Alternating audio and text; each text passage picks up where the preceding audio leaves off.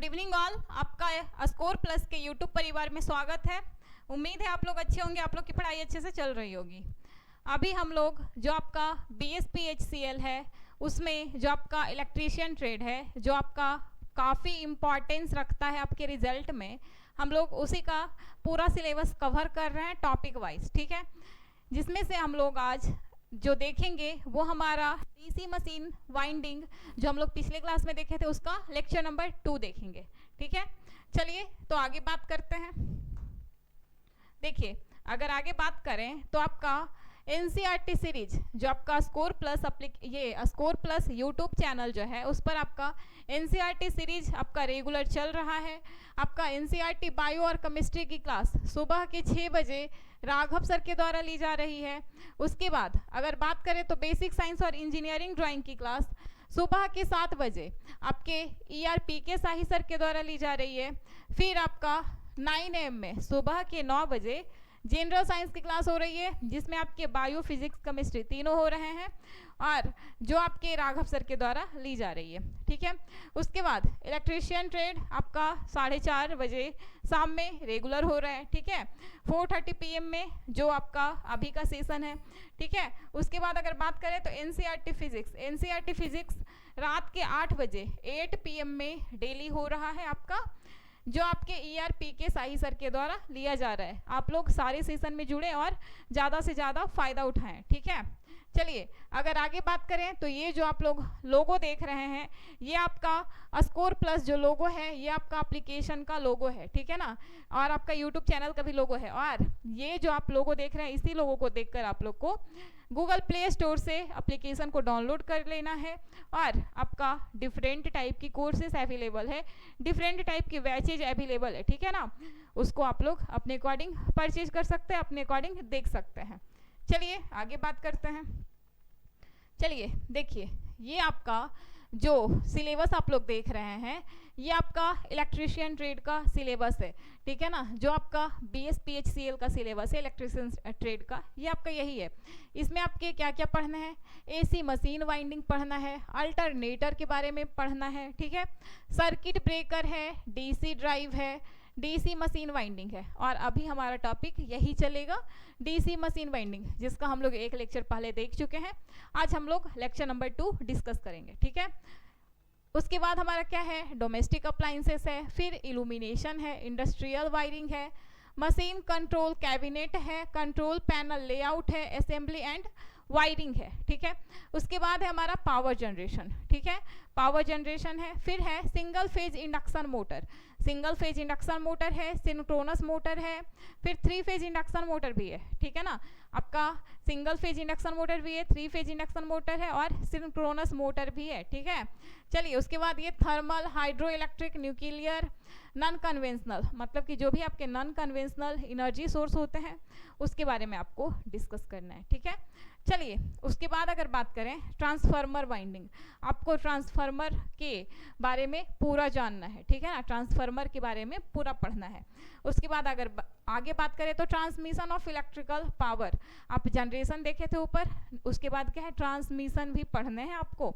उसके बाद आपका है AC ड्राइव है, ठीक है, VWF AC ड्राइव है। उसके बाद है अंडरग्राउंड केबलिंग, यही आपका टोटल सिलेबस है, ठीक है ना, इलेक्ट्रीशियन का यही आपका टोटल सिलेबस है जिसको आपको कवर करना है। तो हम लोग आप लोग की सुविधा के लिए टॉपिक वाइज कवर कर रहे हैं, ठीक है ना। तो अभी हम लोग कौन सा चल रहा है, कौन सा टॉपिक हम लोग देख रहे हैं अभी, DC मशीन वाइंडिंग, ठीक है। चलिए तो आगे चला जाए। चलिए आज का हमारा पहला क्वेश्चन नंबर 21 आज का हमारा पहला क्वेश्चन है, ठीक है। चलिए क्वेश्चन नंबर 21 क्या बोल रहा है, देखिए। 3 फेज वाली प्रणाली में बाइंडिंग कॉइल के बीच फेज अंतर होता है। जो आपका बाइंडिंग कॉइल होता है उसके बीच में फेज अंतर कितना होता है, आपसे यही पूछा जा रहा है। 120 डिग्री होता है, 60 डिग्री होता है, 90 डिग्री होता है या 180 डिग्री होता है। कैसा सिस्टम है 3 फेज सिस्टम है, ठीक है। और आपसे ये पूछ रहा है। तो देखिए 3 फेज सिस्टम है, तो ये तो आप लोग को याद हो गया है 3 फेज सिस्टम में कैसे कनेक्ट होता है, स्टार या डेल्टा में होता है, ये भी आप लोग जानते हैं। और फेज जो एंगल होता है वो कितना होता है, तो 120 डिग्री का, ये आप लोग को पता है। अब बात होती है कि ये तो 3 फेज था तो हम लोग को पता चल गया, अगर 4 फेज बोल दे 5 फेज बोल दे तो क्या करेंगे, तो जो आप लोग का फेज डिफरेंस होता है, फेज एंगल होता है, वो कैसे निकालते हैं, तो ये फॉर्मूला ध्यान में रखिएगा, ठीक है। 360 डिग्री अपॉन एन से निकालते हैं, ठीक है ना। जो आपका फेज अंतर होता है, फेज डिफरेंस जो निकालते हैं वो क्या होता है, 360 डिग्री अपॉन एन होता है। और जहाँ एन क्या होता है, एन आपके फेज की संख्या होती है, जैसे ये 3 फेज है, ठीक है, तो फेज की संख्या होती है, फेज की संख्या होती है, ठीक है ना, फेज की संख्या होती है। अब देखिए ये आपका, ये किसके लिए होता है, ये जो फार्मूला अप्लाई करते हैं हम लोग, ये आपका पॉलीफेज सिस्टम के लिए होता है, ठीक है ना, पॉलीफेज सिस्टम के लिए होता है। ये आपका फार्मूला 2 फेज के लिए अप्लीकेबल नहीं है, 2 फेज के लिए ये फार्मूला लगाया नहीं जाता है, 2 फेज के लिए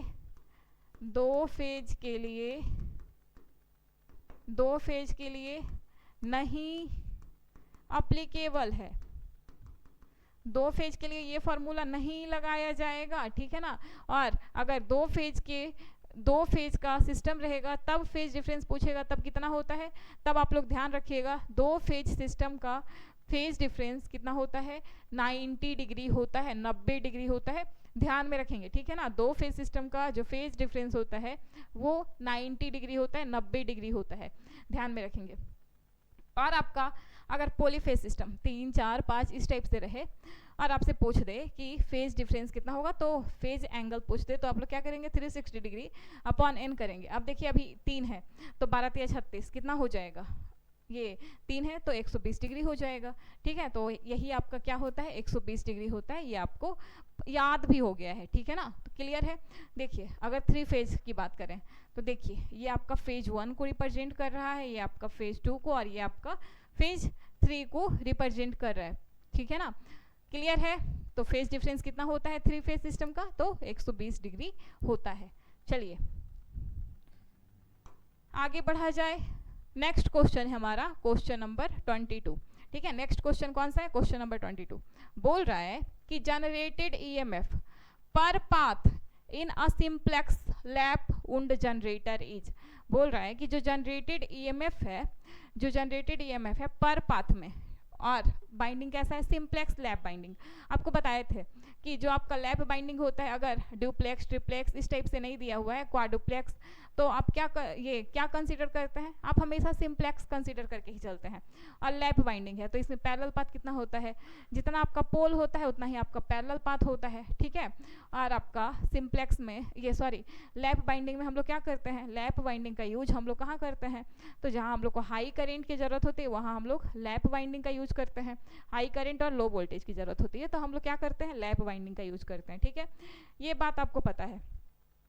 तो ईएमएफ पर पाथ पूछ रहा है, तो सिंपली जनरेटेड ईएमएफ क्या होता है आपका, ईजी इक्वल्स टू फार्मूला आप लोग क्या जानते हैं, ईजी इक्वल्स टू फार्मूला आप लोग क्या पढ़े हैं, N P phi Z upon 60 A, यही जानते हैं। और आपका ईएमएफ है, आपका यूनिट क्या हो जाएगा, वोल्ट हो जाएगा, ये आपको पता है, ठीक है।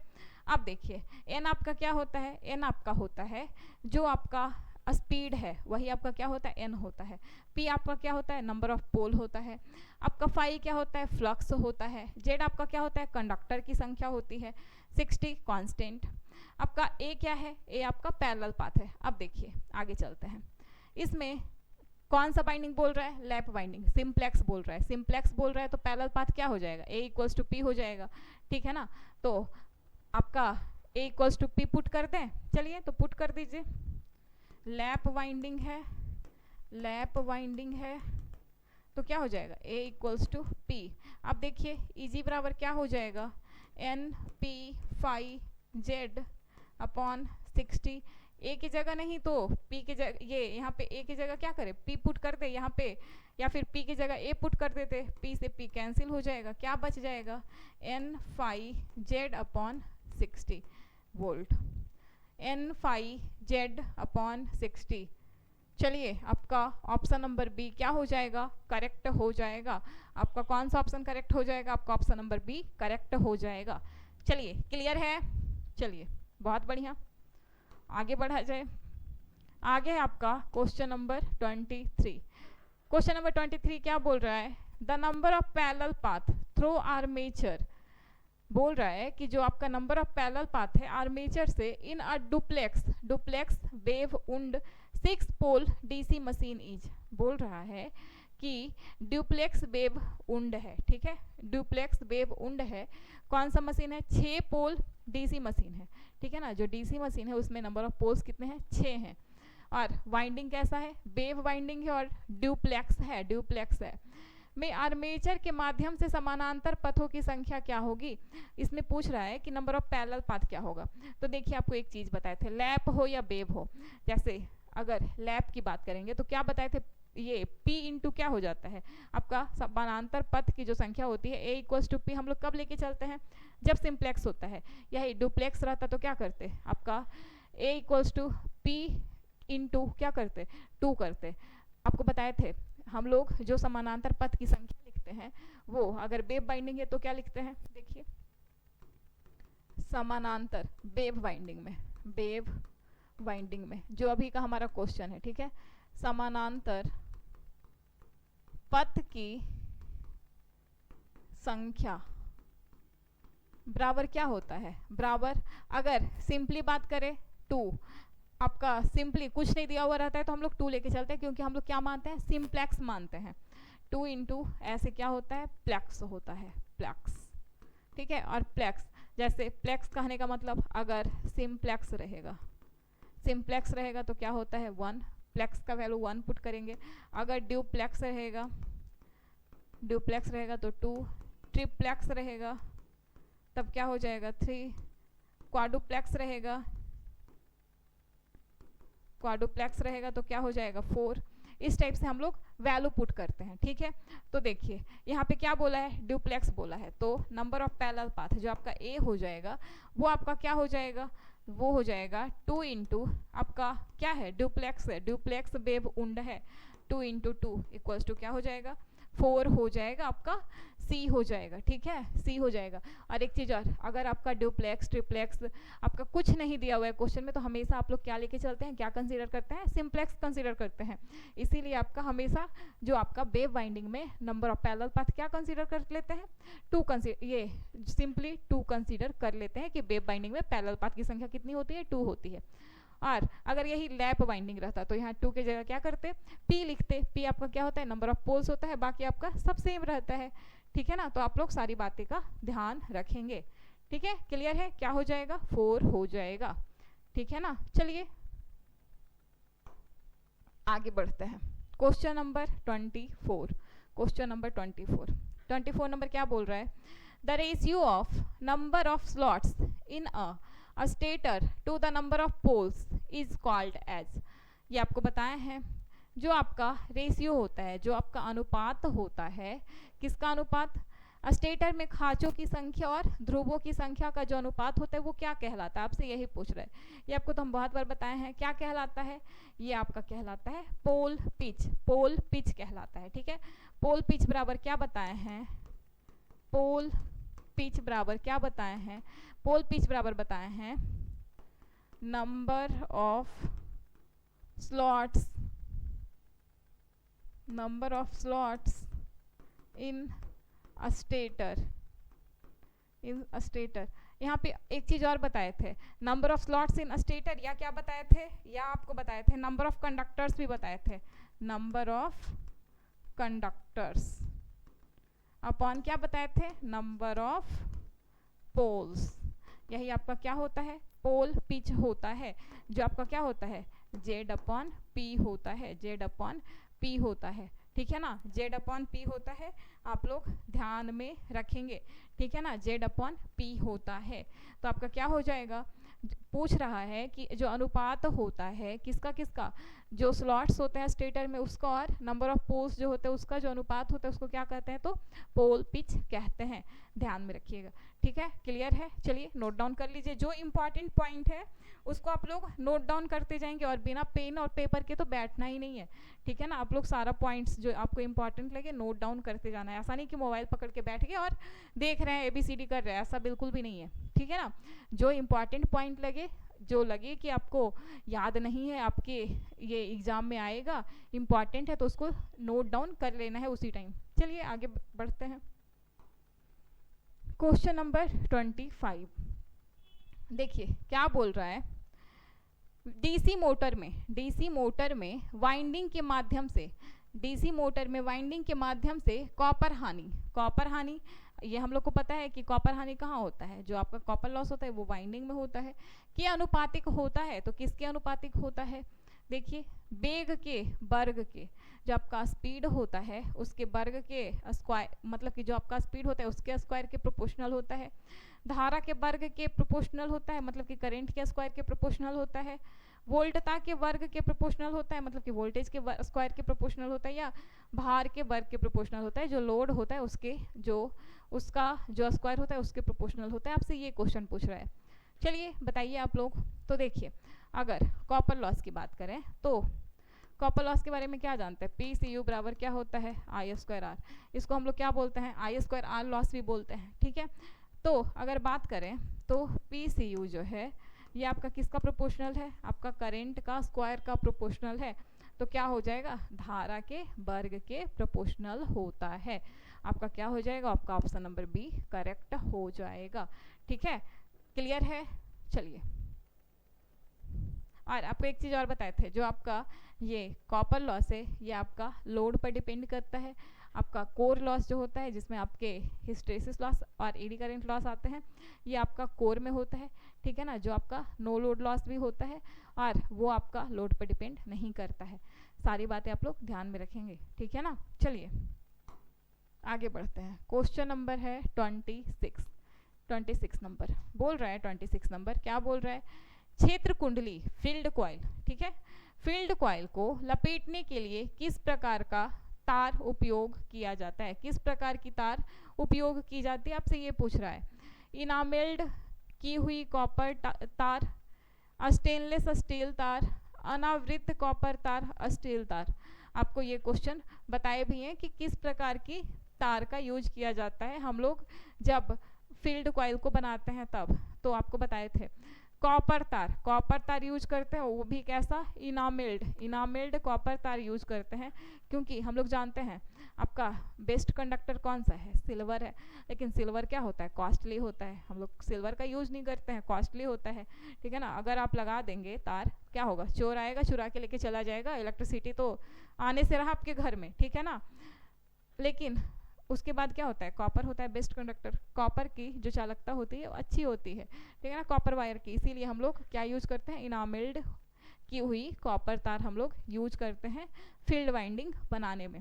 ठीक है ना, ध्यान में रखिएगा, इनामेल्ड की हुई कॉपर तार हम लोग यूज करते हैं। क्लियर है। चलिए, ये अनावृत कॉपर तार यूज नहीं करते हैं, इनामेल्ड कॉपर तार यूज करते हैं। ठीक है ना, इनामेल्ड कॉपर तार यूज करते हैं। चलिए नेक्स्ट है हमारा क्वेश्चन नंबर 27 नंबर।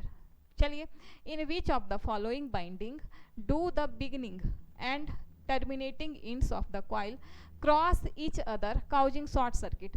देखिए क्या बोल रहे हैं, निम्न में से किस बाइंडिंग में कुंडली के प्रारंभिक और अंतिम सिरे एक दूसरे को क्रॉस करते हुए लघु परिपथ का कारण बनते हैं। देखिए ये आपका कॉइल है, ये आपका, चलिए बना देते हैं, ये 1 है, ये 2 है, ये 3 है। ठीक है, ये आपका कॉइल है, इस तरह से है, ये आपका कॉइल है, इस तरह से है, ये आपका सेकेंड कॉइल है, ये इस तरह से है। इसी के बारे में बोल रहा है कि जो आपका कॉइल है वो क्या कर रहा है, वो आपका शॉर्ट सर्किट, यहाँ पे देखिए कट कर रहा है, यहाँ पे आपका कट कर रहा है। तो ये किस टाइप का कॉइल में होता है, ये किस टाइप का कॉइल है, आपसे ये पूछ रहा है। सिंपली ये किस टाइप का कॉइल है, आपसे ये पूछ रहा है। ठीक है ना, इधर और दिखा दीजिए। चलिए, किस टाइप का कॉइल है, आपसे ये पूछ रहा है। चलिए बताइए।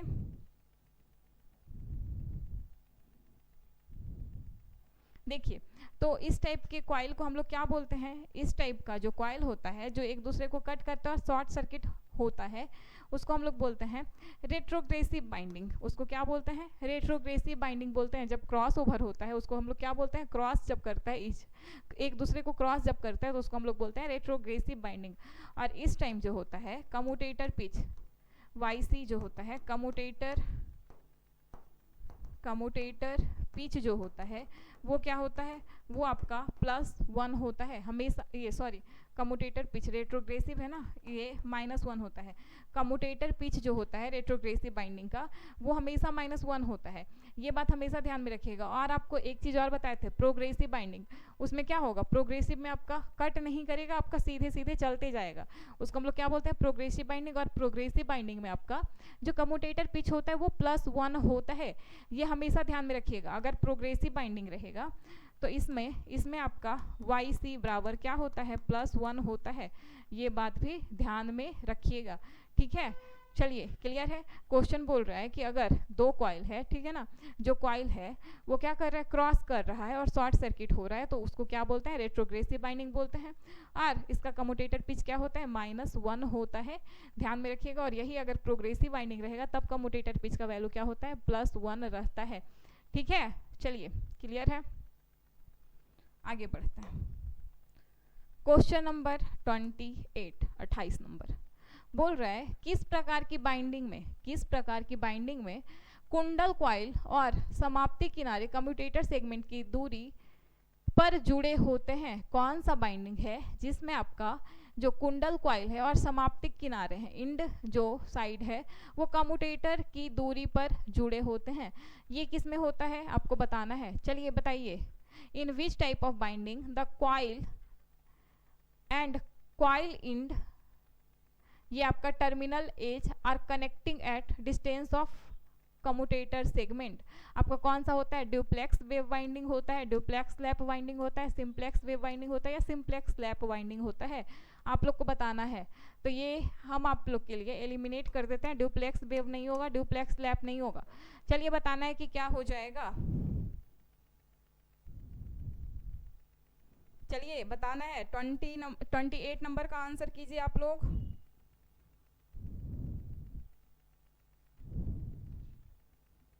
क्या हो जाएगा,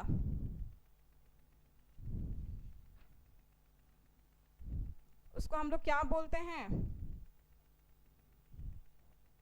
तो आप लोग ध्यान रखिएगा क्या बोलते हैं, सिंप्लेक्स वेव वाइंडिंग बोलते हैं। इसमें क्या होता है, इसमें जो आपका जो कुंडल कॉइल होता है और समाप्तिक किनारे होते हैं वो कम्यूटेटर सेगमेंट की दूरी पर होते हैं, ठीक है ना, वो क्या होते हैं, कम्यूटेटर सेगमेंट की दूरी पर होते हैं। क्या होते हैं, कम्यूटेटर सेगमेंट की दूरी पर, सिंप्लेक्स वेव वाइंडिंग में होता है, ठीक है ना।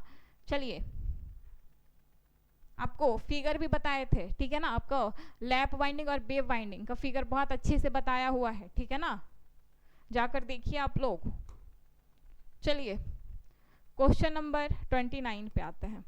29 नंबर क्या बोल रहा है, आर्मेचर के प्रोग्रेसिव लैप वाइंडिंग, क्या बोल रहा है, आर्मेचर के प्रोग्रेसिव, ध्यान से पढ़िएगा, प्रोग्रेसिव लैप वाइंडिंग में सामने वाले पिच और पीछे के पिच के बीच का संबंध, जो सामने वाला पिच और पीछे वाला पिच है, फ्रंट पिच और बैक पिच के बीच का संबंध खाली स्थान द्वारा निरूपित किया जाता है, ठीक है ना। आपको बताना है धनात्मक संकेत के द्वारा, शून्य के द्वारा, अनंत मान के द्वारा या ऋणात्मक संकेत के द्वारा। तो देखिए आपको बताएं, इसमें कम्यूटेटर पिच जो होता है आपका किसमें, प्रोग्रेसिव में, ठीक है। प्रोग्रेसिव में आपका कम्यूटेटर पिच क्या होता है, हमेशा +1 होता है। अभी जस्ट बताए हैं कि ये अगर प्रोग्रेसिव बाइंडिंग है, ठीक है, प्रोग्रेसिव बाइंडिंग है तो कम्यूटेटर क्या होता है, कम्यूटेटर पिच जो होता है वो हमेशा +1 होता है। तो +1 क्या डिनोट करता है, क्या रिप्रेजेंट करता है, धनात्मक संकेत, ठीक है ना, पॉजिटिव साइन +1 होता है, ये धनात्मक संकेत को रिप्रेजेंट करता है, धनात्मक संकेत से रिप्रेजेंट किया जाता है, ठीक है ना, धनात्मक संकेत से रिप्रेजेंट किया जाता है, पॉजिटिव साइन से रिप्रेजेंट किया जाता है। चलिए क्वेश्चन नंबर 30 बोल रहा है इंटरफेज के बीच का संबंध जिसे एक स्टार या डेल्टा तरीके या फिर दोनों ही तरीकों से जोड़ा गया है खाली स्थान के रूप में जाना जाता है। आपको बताना है जो आपका इंटरफेज होता है उसके बीच का संबंध स्टार या डेल्टा से हम लोग कनेक्ट करते हैं या दोनों से कनेक्ट करते हैं, उसको किस नाम से जाना जाता है? समूह कनेक्शन के रूप में जाना जाता है, आसन कनेक्शन के रूप में, कुंडली समूह के रूप में, या फेज कनेक्शन के रूप में। तो देखिए आपका किस रूप में जाना जाता है, तो आप लोग क्या बोलेंगे? फेज कनेक्शन के रूप में। जैसे आपको बताते हैं थ्री फेज में क्या करते हैं आप? स्टार डेल्टा कनेक्शन करते हैं। तो यहाँ से भी आप लोग बता सकते थे कि जैसे आप लोग थ्री फेज कनेक्शन करते हैं तो उसमें क्या करते हैं? स्टार डेल्टा ही कनेक्शन करते हैं, तो उसको क्या बोलते हैं? फेज कनेक्शन बोलते हैं, ठीक है ना। उसको क्या, कौन सा कनेक्शन बोलते हैं? तो फेज कनेक्शन कहते हैं, ठीक है ना। चलिए फेज कनेक्शन आपका क्या हो जाएगा? करेक्ट आंसर हो जाएगा फेज कनेक्शन। चलिए क्लियर है, आगे बढ़ा जाए। क्वेश्चन नंबर 31, किसी कुंडली का वो हिस्सा जो एक स्लॉट में रहता है उसे क्या कहते हैं? जो आपका कुंडली है, जो आपका कॉइल है, यही आपका कॉइल था, यही आपका कॉइल था, यही आपका कॉइल था, ये आपका ए, ऐसे ही लिखते हैं सिंपली, ये आपका ए और ये आपका ए डैश, ठीक है। यही आपका कॉइल है, यही आपका कॉइल है। इसका जो एक स्लॉट में रहता है, वो हिस्सा जो एक स्लॉट में रहता है उसको क्या बोलते हैं? एक स्लॉट में जो रहता है उसको क्या बोलते हैं? तो उसको बोलते हैं हम लोग कुंडली साइड, कुंडली साइड बोलते हैं। कुंडली का एक साइड ही तो आपका स्लॉट में रहता है। और एक चीज़ और बताए थे आपको, क्या बताए थे कि कोई भी एक कॉइल है तो उसमें कितना साइड होता है? कॉइल साइड, उसमें दो कॉइल साइड होंगे। एक कॉइल है आपका तो एक साइड ये हो गया, एक साइड ये हो गया, आपका दो कॉइल साइड होते हैं। आपसे ये भी पूछ लेता है, ठीक है ना, एक कॉइल में कितने कॉइल साइड होते हैं? तो दो कॉइल साइड होते हैं, ध्यान में रखिएगा आप लोग, ठीक है ना। कॉइल साइड बोला जाता है, जो हिस्सा स्लॉट में रहता है उसको क्या बोला जाता है? कॉइल साइड बोला जाता है। चलिए अगले क्वेश्चन पे आते हैं हम लोग। क्वेश्चन नंबर 32 बोल रहा है वो ट्रांसफार्मर जिसमें एक ही कुंडली वाइंडिंग प्राथमिक और द्वितीयक दोनों कुंडली का कार्य करती है, क्या कहलाता है? जो वो कौन सा ट्रांसफार्मर है, वो कौन सा ट्रांसफार्मर है जिसमें प्राथमिक और द्वितीयक बाइंडिंग का काम एक ही कुंडली करती है? तो आपको बताना है कि कौन सा ट्रांसफार्मर है। Current transformer, voltage transformer, tap changing transformer या ऑटो ट्रांसफार्मर? तो बताइए आप लोग क्या हो जाएगा? तो आप लोग जानते हैं, बहुत बार हम बता चुके हैं, ऑटो ट्रांसफार्मर जो होता है आपका, वो ऑटो ट्रांसफार्मर जो होता है आपका, ये सिंगल बाइंडिंग ट्रांसफार्मर होता है, ठीक है। चलिए ऑटो ट्रांसफार्मर, अगर ऑटो ट्रांसफार्मर की बात करें तो देखिए यही है आपका ऑटो ट्रांसफार्मर। चलिए ऐसे कनेक्ट कर देते हैं, ये आपका क्या है? ये आपका सोर्स है, ठीक है। ये आपका V1 है, ये आपका क्या है? V2 है। इधर आपका लोड है, या इधर आपका क्या हो जाएगा? इधर आपका प्राइमरी हो जाएगा, इधर आपका क्या हो जाएगा? सेकेंडरी हो जाएगा, ठीक है ना। अगर इधर हम लोग क्या करें? इधर हम लोग सोर्स कनेक्ट कर दें, ठीक है। इधर हम लोग सोर्स कर दें, इधर हम लोग क्या करें?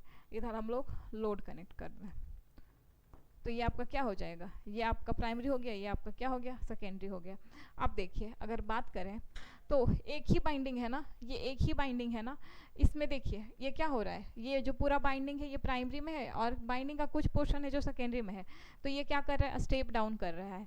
यही अगर उल्टा होता, यही अगर उल्टा रहता, ये आपका बाइंडिंग है, ये आपका बाइंडिंग है, और इसका देखिए, इसका ये आपका बाइंडिंग है, ठीक है, ये आपका बाइंडिंग है, ये आपका सेकेंडरी में पूरा रहता, प्राइमरी में कुछ पोर्शन रहता, तब इसको हम लोग क्या बोलते हैं? तब इसको हम लोग बोलते हैं स्टेप अप बोलते हैं, ठीक है ना। तब इसको क्या बोल देते हैं? स्टेप अप बोल देते हैं। ये बाइंडिंग पे डिपेंड करता है, ठीक है। तो किस में ज़्यादा नंबर ऑफ टर्न्स है, प्राइमरी में या सेकेंडरी में? अगर सेकेंडरी में ज़्यादा होंगे तो उसको स्टेप अप बोल देंगे, और प्राइमरी में कम होंगे तो उसको क्या बोल देंगे? ये प्राइमरी में कम होंगे, सेकेंडरी में ज़्यादा होंगे तो उसको स्टेप अप बोलेंगे। और यही अगर उल्टा हो जाएगा, सेकेंडरी में क्या हो जाएगा? कम हो जाएगा, और प्राइमरी में ज़्यादा हो जाएगा तब उसको स्टेप डाउन बोल देंगे। ये तो क्लियर है।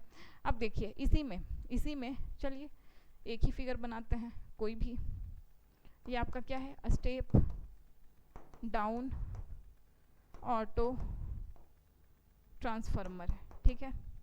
अब देखिए आगे बात करते हैं, इसमें क्या है? सिंगल बाइंडिंग ही आपका प्राइमरी और सेकेंडरी दोनों का काम करता है, तो इसको हम लोग क्या बोलते हैं?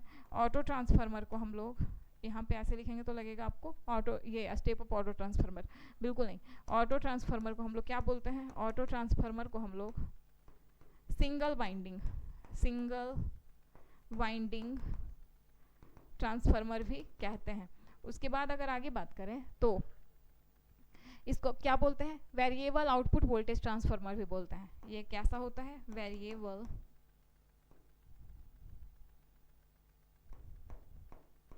वेरिएबल आउटपुट वोल्टेज ट्रांसफार्मर भी कहते हैं। ठीक है, वेरिएबल आउटपुट वोल्टेज ट्रांसफार्मर भी कहते हैं। ठीक है ना, तो ये सारी बातें आप लोग बहुत अच्छे से ध्यान में रखिएगा। इसका यूज ऑटोमोबाइल में करते हैं, इसका यूज आप लोग को बहुत इंपॉर्टेंट गैल्वेनिक आइसोलेशन में करते हैं। ठीक है ना, तो आपका क्लियर है। अगर एक ही वाइंडिंग प्राइमरी और सेकेंडरी दोनों का काम कर रही है तो वैसे ट्रांसफार्मर को क्या बोलते हैं, तो वैसे ट्रांसफार्मर को हम लोग बोलते हैं ऑटो ट्रांसफार्मर। ठीक है, चलिए क्लियर है। अगले क्वेश्चन पे आते हैं। क्वेश्चन नंबर 33 बोल रहा है which of the following options can be defined as ratio of conductor area per slot to slot area. बोल रहा है कि आपका क्या बोल रहा है, जो आपका कंडक्टर पर स्लॉट अपॉन स्लॉट एरिया, इसको हम लोग क्या बोलते हैं। ठीक है, कंडक्टर पर स्लॉट अपॉन स्लॉट एरिया को हम लोग क्या बोलते हैं, स्लॉट स्पेस फैक्टर बोलते हैं, स्पेसिफिक परमिनेंस ऑफ स्लॉट बोलते हैं, स्लॉट लीकेज फ्लक्स बोलते हैं, या स्लॉट पिच बोलते हैं। चलिए आप लोग को बताना है कि क्या बोलते हैं। चलिए बताइए, बताना है आपको कि क्या बोलते हैं कंडक्टर पर स्लॉट अपॉन स्लॉट एरिया को। चलिए दो ऑप्शन हम एलिमिनेट कर देते हैं, स्पेसिफिक परमिनेंस और आपका स्लॉट लीकेज फ्लक्स नहीं कहते हैं। ठीक है ना, कंडक्टर पर स्लॉट अपॉन स्लॉट एरिया को हम लोग क्या बोलते हैं, तो हम लोग बोलते हैं इसको हम लोग क्या बोलते हैं, स्लॉट स्पेस फैक्टर बोलते हैं। स्लॉट स्पेस क्या बोलते हैं, स्लॉट स्पेस फैक्टर बोलते हैं। ठीक है ना, और अगर बात करें स्लॉट पिच की, अगर बात करें स्लॉट पिच की, तो ये क्या होता है आपका, ये होता है दूरी होता है किसके बीच में, दो एडजेसेंट स्लॉट होते हैं, उसके बीच में दूरी होता है। तो डिस्टेंस बिटवीन टू एडजेसेंट कहने का क्या मतलब है आपको बताए थे, जस्ट बगल वाला। आपको एडजेसेंट कहने का क्या मतलब है बताए थे आपको, जैसे ए बी सी डी, ये रेक्टेंगल है, रेक्टेंगल का 4 साइड होता है, ये आपको पता है। देखिए अगर बोलेगा कि ए बी के एडजेसेंट कौन है, तो आपका क्या हो जाएगा, बी सी और ए डी। ठीक है ना, जस्ट बगल वाला ए बी साइड जो है उसका एडजेसेंट साइड कौन है, तो बी सी और ए डी है। ये आपसे पूछ लेता है, मतलब कि पूछ नहीं लेता है, ये बच्चा में पूछता था। ठीक है ना, ये आपको समझाने के लिए बताएं कि ए बी का एडजेसेंट साइड कौन है, तो बी सी और ए डी है। तो वैसे ही आपका क्या होता है, जो डिस्टेंस होता है दो एडजेसेंट स्लॉट्स के बीच का, उसी को हम लोग क्या बोलते हैं, स्लॉट पिच बोलते हैं। स्लॉट पिच बोलते हैं, एडजेसेंट स्लॉट, इसको हम लोग क्या बोलते हैं, स्लॉट पिच बोलते हैं। चलिए नोट डाउन कर लीजिए, आप लोग के लिए बहुत इंपॉर्टेंट है।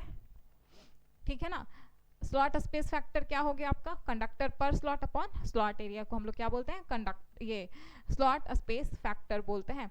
ध्यान में रखिएगा तो आपका ऑप्शन नंबर ए करेक्ट हो जाएगा। ठीक है ना, क्लियर है। चलिए अगले क्वेश्चन पे आते हैं।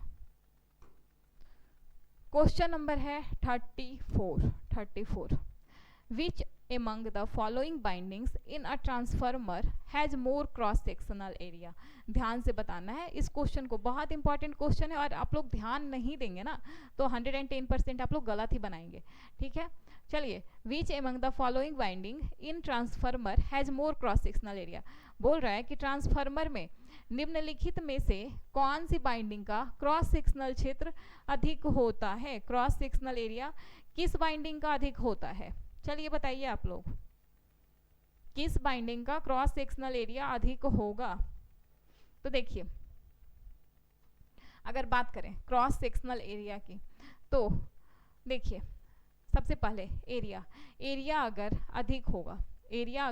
अधिक होगा, मोर क्रॉस सेक्शनल एरिया बोल रहा है। ठीक है, तो एक एक करके स्टेप बाय स्टेप हम लोग चलते हैं। ठीक है ना, तो आपका क्लियर भी हो जाएगा और समझ भी आ जाएगा। तो एरिया अधिक होगा तो रेसिस्टेंस पे क्या इफेक्ट पड़ेगा, हम लोग सबसे पहले ये देखते हैं। तो देखिए R इक्वल्स टू क्या जानते हैं, rho L upon A. R जो है कैसा है, इन्वर्सली प्रोपोर्शनल है एरिया के, क्रॉस सेक्शनल एरिया के कैसे है, इन्वर्सली प्रोपोर्शनल है। मतलब कि अगर क्रॉस सेक्शनल एरिया बढ़ेगा तो रेसिस्टेंस क्या हो जाएगा, कम हो जाएगा। तो रेसिस्टेंस अगर कम होगा तो करंट क्या होना चाहिए, करंट क्या हो जाएगा, ज़्यादा हो जाएगा। क्यों, क्योंकि ओम्स लॉ से हम लोग जानते हैं V equals to I R, R equals ये I equals to V upon R, यही होगा। अगर आर क्या होगा, आर अगर कम होगा तो करंट क्या होगा, ज़्यादा होगा। आर अगर कम होगा तो करंट क्या होगा, ज़्यादा होगा, यही होगा। यही जानते हैं ना हम लोग। तो देखिए यही जानते हैं हम लोग। तो करंट ज़्यादा किस में होता है, ऐसा तो हम लोग नहीं बोल सकते कि प्राइमरी में ज़्यादा होता है, क्योंकि स्टेप अप या स्टेप डाउन कुछ तो नहीं दिया है। वो सिंपली पूछा है कि ट्रांसफार्मर के किस बाइंडिंग में आपका क्रॉस सेक्शनल एरिया ज़्यादा होगा, यही पूछा है आपसे। तो प्राइमरी या सेकेंडरी, ये दोनों तो पहले ही एलिमिनेट हो गया। अब देखिए करंट ज़्यादा किस में होगा, करंट ज़्यादा किस में होगा, करंट ज़्यादा किस में होता है, तो जिसमें आपका वोल्टेज कम होता है उसी में तो करंट ज़्यादा होता है। जैसे आप स्टेप अप देख रहे थे, तो अगर आपका प्राइमरी साइड वोल्टेज कम था तो करंट प्राइमरी साइड क्या हो रहा था, ज़्यादा हो रहा था, ठीक है ना। तो जिधर साइड वोल्टेज कम होता है उधर साइड ही आपका क्या होता है, करंट ज़्यादा होता है। तो लो वोल्टेज वाइंडिंग में क्या हो जाएगा आपका, लो वोल्टेज वाइंडिंग में आपका करंट ज़्यादा होगा। करंट ज़्यादा कहने का मतलब रेसिस्टेंस कम, और रेसिस्टेंस कम कहने का मतलब क्रॉस सेक्शनल एरिया ज़्यादा। तो स्टेप बाय स्टेप फॉलो करेंगे तो आप बिल्कुल करेक्ट बनाएंगे, ठीक है ना। ध्यान से बनाना है। लो वोल्टेज वाइंडिंग में आपका क्या होगा, जो आपका क्रॉस सेक्शनल एरिया है वो ज़्यादा होगा, ठीक है। क्लियर है, चलिए लो वोल्टेज वाइंडिंग आपका करेक्ट हो जाएगा। चलिए आगे बढ़ते हैं, क्वेश्चन नंबर 35 पे आते हैं। बोल रहा है which among the following bindings is one which the number of coil per phase is equal to number of poles in the machine। बोल रहा है कि कौन सा बाइंडिंग है जिसमें नंबर ऑफ कॉइल पर फेज इक्वल्स टू क्या हो रहा है, इक्वल्स टू नंबर ऑफ पोल। ये क्या है, बराबर है। तो आपको बताए थे हाफ कॉइल बाइंडिंग नहीं होगा आपका, कंसेंट्रेटेड बाइंडिंग भी नहीं होगा आपका, होल कॉइल बाइंडिंग आपका बिल्कुल सही है। होल कॉइल बाइंडिंग में आपका क्या होता है, होल कॉइल बाइंडिंग में आपका जो कॉइल पर फेज होता है वो बराबर होता है नंबर ऑफ पोल्स के, ठीक है ना। जो आपका कॉइल पर फेज होता है, वो नंबर ऑफ पोल्स के बराबर होता है। किस में होता है, होल कॉइल बाइंडिंग में होता है, ये आपको बताए थे। और डिस्ट्रीब्यूटेड बाइंडिंग में आपको बताए थे कि इसमें क्या होता है, डिस्ट्रीब्यूटेड होता है, वितरित होता है, ठीक है ना। चलिए तो आपका क्या हो जाएगा, होल कॉइल बाइंडिंग हो जाएगा करेक्ट आंसर। चलिए आगे बढ़ते हैं, क्वेश्चन नंबर 36। देखिए 36 क्या बोल रहा है, if the pole pitch is 8, pole pitch जो है वो उसका वैल्यू कितना है, 8 है, and the number of poles is also 8, जो नंबर ऑफ पोल्स है वो भी 8 है, then the number of armature slots will be, आपसे आर्मेचर स्लॉट्स का वैल्यू पूछ रहा है कि कितना हो जाएगा, 16 हो जाएगा, 8 हो जाएगा, 64 हो जाएगा या 1 हो जाएगा। आपको बताना है कि क्या हो जाएगा। तो देखिए आपको पोल पिच जिसको हम लोग किससे डिनोट करते हैं, आपका YC से डिनोट करते हैं, सॉरी पोल पिच है ना, ये कम्यूटेटर पिच होता है, पोल पिच को YP से डिनोट करते हैं। इक्वल्स टू क्या होता है आपका, इक्वल्स टू होता है आपका नंबर ऑफ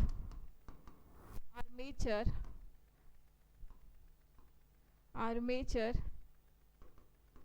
स्लॉट्स अपॉन क्या होता है, नंबर ऑफ पोल्स, या आर्मेचर स्लॉट्स की जगह नंबर ऑफ कंडक्टर्स भी रहता है, ठीक है ना। Number of armature slots upon क्या होता है, नंबर ऑफ पोल्स होता है। तो देखिए पोल पिच का वैल्यू क्या दिया हुआ है, पोल पिच का वैल्यू 8 दिया हुआ है। नंबर ऑफ आर्मेचर स्लॉट्स आपको फाइंड करने हैं, नंबर ऑफ आर्मेचर स्लॉट्स, ठीक है, अपॉन क्या हो जाएगा, पोल नंबर ऑफ पोल कितना दिया है, 8 दिया है। तो आपका क्या हो जाएगा, नंबर ऑफ आर्मेचर स्लॉट्स बराबर 8 × 8 बराबर 64 हो जाएगा, 64 हो जाएगा। ऑप्शन नंबर सी आपका क्या हो जाएगा, करेक्ट हो जाएगा। क्लियर है, आगे बढ़ा जाए।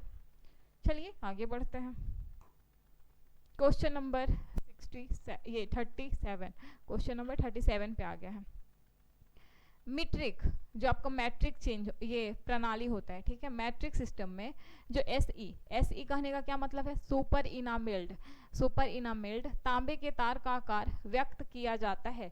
किसमें व्यक्त किया जाता है, आपसे ये पूछ रहा है। व्यास एमएम में, मिलीमीटर में, आपका कटास क्षेत्रफल मिलीमीटर में, गेज संख्या के रूप में, ओम में, प्रतिरोध के रूप में। तो देखिए आपका किस में व्यक्त किया जाता है, तो इसका आपका व्यास मिलीमीटर में व्यक्त किया जाता है। जो आपका सुपर इनामेल्ड कॉपर वायर होता है उसका जो आकार होता है वो किस में व्यक्त किया जाता है, व्यास उसका एमएम में व्यक्त किया जाता है, ठीक है ना। क्लियर है, चलिए ध्यान में रखिएगा आप लोग। अगले क्वेश्चन पे आते हैं, क्वेश्चन नंबर 38। छोटी डीसी मोटर, ठीक है ना, छोटा डीसी मोटर है में प्रयोग किए जाने वाले खांचे कैसे होते हैं, आपसे ये पूछ रहा है। खुले खांचे होते हैं, बंद खांचे होते हैं, अर्ध बंद खांचे होते हैं, या डबटेल प्रकार के खुले खांचे होते हैं। तो देखिए अगर बात करें छोटे डीसी मोटर पूछ रहा है, छोटे डीसी मोटर में तो अर्ध बंद खांचे होते हैं, ठीक है ना, आधा बंद खांचे होते हैं। ये क्यों होते हैं, ताकि इसका जो कूलिंग हो वो आपका आसानी से हो सके, ठीक है ना, कूलिंग आपका होते रहे, कूलिंग में कोई भी परेशानी ना हो। इसीलिए आपका जो छोटे डीसी मोटर होते हैं, जो छोटे डीसी मोटर होते हैं उसमें जो खांचे होते हैं, जो स्लॉट्स होते हैं वो कैसे होते हैं, आपका सेमी क्लोज्ड स्लॉट्स होते हैं, ठीक है, अर्ध बंद खांचे होते हैं। क्लियर है, चलिए नेक्स्ट है आपका क्वेश्चन नंबर 39। आर्मेचर वाइंडिंग में किसी एक कुंडली में लपेटों के पारस्परिक शॉर्ट सर्किट, ठीक है, लपेटों के पारस्परिक शॉर्ट सर्किट परीक्षण के लिए सर्वोत्तम विधि कौन सी है। तो आपको पता है जो आपका परस्पर शॉर्ट सर्किट होता है उसको हम लोग कैसे पता करते हैं, तो शॉर्ट सर्किट कहने का मतलब क्या होता है, शॉर्ट सर्किट कहने का मतलब रेसिस्टेंस जीरो, और उसके रेसिस्टेंस जीरो हो गया तो वोल्टेज क्या हो जाएगा, जीरो हो जाएगा। आपका वोल्ट ताप पतन विधि आपका क्या होता है, आपका सबसे अच्छा विधि है, ठीक है ना। आपका ओम मापी विधि नहीं होता है, आपका टेस्ट लैम्प विधि भी नहीं है, आपका व्हीटस्टोन सेतु विधि भी नहीं है, ठीक है ना। आपका कौन सा विधि है, वोल्ट ताप पतन विधि। आपका शॉर्ट सर्किट आपका इजिली मापन, ये इजीली आपका शॉर्ट सर्किट का परीक्षण हो सकता है, जांच हो सकता है, ठीक है ना। आप जानते हैं शॉर्ट सर्किट अगर होता है तो आपका रेसिस्टेंस क्या हो जाता है, रेसिस्टेंस जीरो हो जाता है, करंट क्या हो जाता है शॉर्ट सर्किट में, मैक्सिमम होता है, इनफाइनाइट होता है। तो आपका रेसिस्टेंस जीरो तो वोल्टेज भी क्या हो जाएगा, जीरो हो जाएगा। क्लियर है, तो क्या हो जाएगा, वोल्टता पतन विधि। और वही अगर ओपन सर्किट होता है तो क्या हो जाता है, रेसिस्टेंस इनफाइनाइट हो जाता है और करंट आपका क्या हो जाता है, जीरो हो जाता है। क्लियर है, चलिए आगे बात करते हैं, क्वेश्चन नंबर 40। आर्मेचर वाइंडिंग के अर्थ दोष, जो आपका अर्थ फॉल्ट होता है उसका परीक्षण के लिए अपनाई जाने वाली विधि कौन सी है, आपको ये बताना है। ग्राउलर परीक्षण विधि, श्रेणी टेस्टर लैंप विधि, वोल्टता पतन विधि, या ये तीनों विधियां। तो क्या हो जाएगा, आप लोग जानते हैं जो अर्थ फॉल्ट होता है उसका परीक्षण हम लोग ग्राउलर परीक्षण विधि से भी कर सकते हैं, सीरीज टेस्ट लैंप विधि से भी कर सकते हैं, और वोल्टेज पतन विधि से भी कर सकते हैं। तो आपका ये तीनों विधियां करेक्ट हो जाएगा, ठीक है ना। अर्थ फॉल्ट रहेगा तब क्या करेंगे हम लोग, तीनों विधि का यूज कर सकते हैं। तो आपका तीनों उपरोक्त में से तीनों जो है वो करेक्ट है, ठीक है। चलिए आगे बढ़ते हैं। अगला क्वेश्चन है हमारा क्वेश्चन नंबर 41। बोल रहा है लैप तथा वेव वाइंडिंग, आप लोग दोनों जानते हैं लैप वाइंडिंग और वेव वाइंडिंग में मुख्य अंतर क्या है, आपसे ये पूछ रहा है। समानांतर पथों की संख्या, धारा प्रवाह की दिशा, जो आपका इंड्यूस्ड ईएमएफ होता है उसकी दिशा, इनमें से कोई नहीं। तो आप जानते हैं लैप वाइंडिंग और वेव वाइंडिंग। चलिए लैप और वेव, इसमें क्या होता है, इसमें जो आपका A इक्वल्स टू P होता है, इसमें A इक्वल्स टू क्या होता है, 2 होता है। और आपको बताए हैं जब कुछ नहीं गिवन हो तो हम लोग सिंप्लेक्स लेके चलते हैं, ठीक है ना, सिंप्लेक्स लेके चलते हैं। A इक्वल्स टू P हो जाता है, A इक्वल्स टू क्या हो जाता है, 2 हो जाता है। अब इसमें आपको बताए थे हाई करंट और लो वोल्टेज के लिए यूज करते हैं। इसमें आपको बताए हैं हाई वोल्टेज और लो करंट के लिए यूज करते हैं। तो देखिए आपका लैब में जो आपका पैरेलल पाथ होता है ये कितना होता है, पोल के बराबर होता है। वेव में कितना होता है पैरेलल पाथ, 2 होता है। और यही आपका मुख्य अंतर होता है लैप और वेव बाइंडिंग में, ठीक है ना, समानांतर पथों की संख्या में अंतर होता है, ठीक है ना। चलिए आगे बढ़ते हैं। चलिए, तो आज का हमारा यही सेशन था, ठीक है। अगर बात करें तो डीसी मशीन वाइंडिंग से जितने भी क्वेश्चन थे आपके 2 लेक्चर में कंप्लीट करवा दिए गए हैं, ठीक है ना। डीसी मशीन से आपके इतने ही क्वेश्चन पूछे गए हैं, इतने ही क्वेश्चन आपके आए हुए हैं और आपका सारा क्वेश्चन कंप्लीट करवा दिया गया है, ठीक है ना। तो आपका डीसी मशीन वाइंडिंग आपका कंप्लीट हो गया है, ठीक है। आपका ट्रांसफार्मर पूरा कंप्लीट हो गया है आपका। और उसके बाद हम लोग आगे के टॉपिक डिस्कस करेंगे, एक एक टॉपिक हम लोग कवर करेंगे। हम लोग सारे सिलेबस को टॉपिक वाइज कवर कर रहे हैं, फिर हम लोग मिक्स्ड देखेंगे, ठीक है ना। तो आपका डीसी मशीन वाइंडिंग ख़त्म होता है, ठीक है ना। तो नेक्स्ट क्लास में हम लोग नया टॉपिक स्टार्ट करेंगे, ठीक है। तो आप लोग पढ़ते रहिए, रिवीजन करते रहिए, ठीक है ना। ठीक है, मिलते हैं अगले क्लास में। Thank you all.